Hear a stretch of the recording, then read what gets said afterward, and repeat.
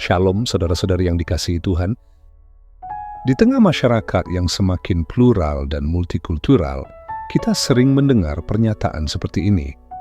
Semua agama pada dasarnya mengajarkan hal yang sama. Atau, semua agama adalah jalan menuju Tuhan yang sama, hanya berbeda nama dan cara. Pernyataan ini terdengar sangat toleran, bahkan menenangkan. Tapi sebagai orang percaya, kita perlu bertanya, apakah itu benar secara teologis dan berdasarkan firman Tuhan?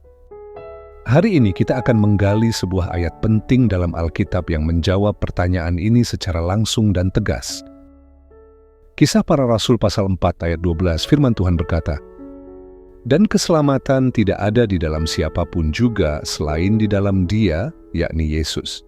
Sebab di bawah kolong langit ini tidak ada nama lain yang diberikan kepada manusia, yang olehnya kita dapat diselamatkan." Ayat ini mengandung sebuah klaim yang sangat eksklusif, dan disinilah letak ketegangan antara iman Kristen dan pandangan pluralisme agama. Sebelum kita menafsirkan ayat ini, kita perlu melihat konteksnya.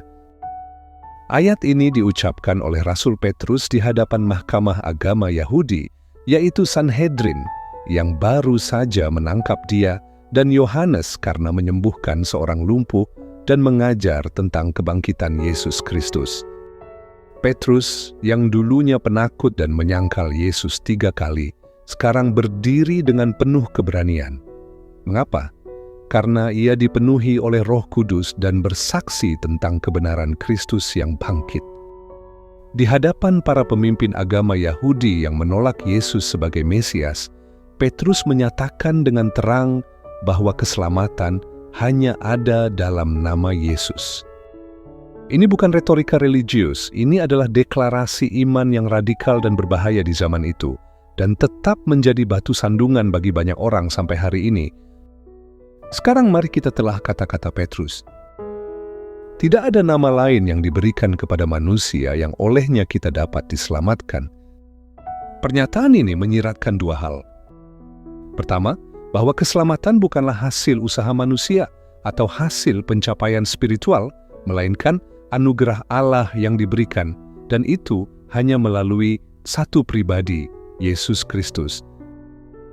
Kedua, bahwa tidak ada alternatif lain, tidak ada opsi kedua, tidak ada sistem keagamaan lain yang sanggup menebus manusia dari dosa dan memperdamaikan manusia dengan Allah.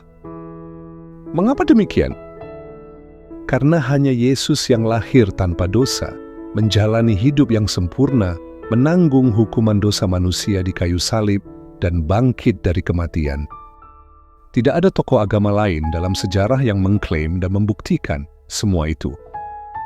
Yesus sendiri berkata dalam Yohanes pasal 14 ayat 6, "Akulah jalan dan kebenaran dan hidup.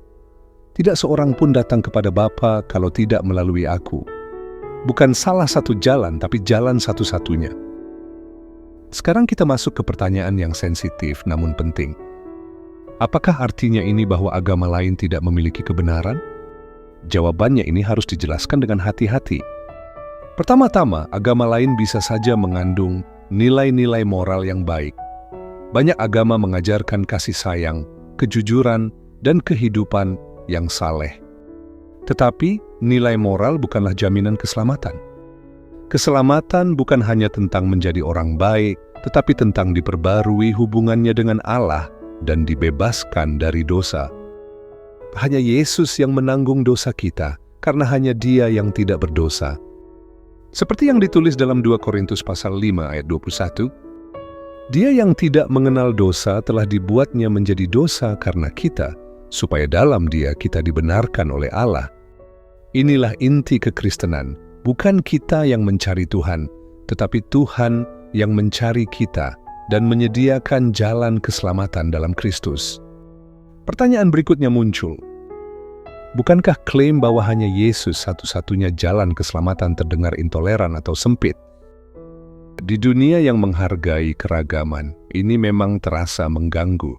Tapi mari kita renungkan baik-baik. Kebenaran tidak menjadi tidak benar hanya karena tidak populer.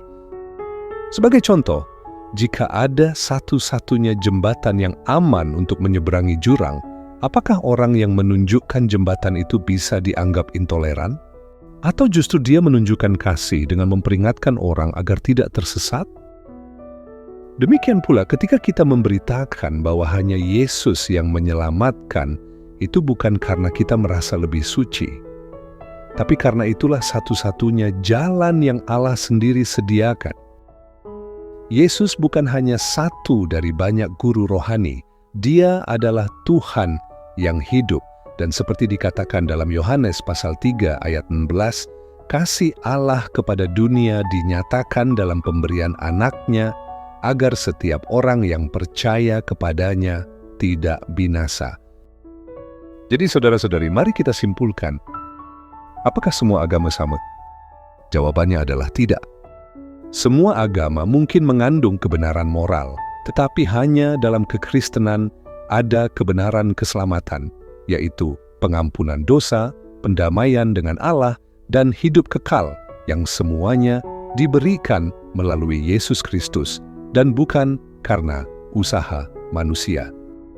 Sebagai orang percaya, kita dipanggil bukan untuk merasa lebih benar, tetapi untuk hidup dalam kebenaran itu dengan rendah hati dan penuh kasih. Tugas kita bukan menghakimi, tetapi bersaksi. Bukan menyerang, tetapi mengabarkan Injil dengan kesabaran dan kasih. Karena dunia tidak butuh lebih banyak agama, dunia butuh Yesus, satu-satunya juru selamat. Amin. Tuhan Yesus memberkati.